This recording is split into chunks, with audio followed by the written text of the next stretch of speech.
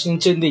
అయితే జాన్ లూగి గారు అప్పటికే దేవుని సేవ చేస్తుండడంతో అతనికి బైబిల్ గురించి తెలుసు కనుక అతని సహోదరి ఆ ప్రశ్న వేయగానే జాన్ బయట్ గారికి బైబిల్లోని ప్రకటన గ్రంథం గుర్తొచ్చింది.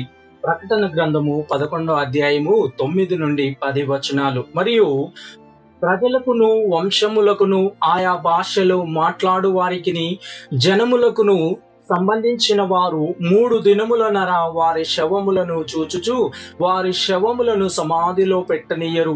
ఈ 2 ప్రవక్తలు భూనివాసులను బాధించినందున భూనివాసులు వారి గతి చూచి సంతోషించుచు ఉత్సాహించుచు ఒకనినొకడు కట్నములో పంచుకొందురు.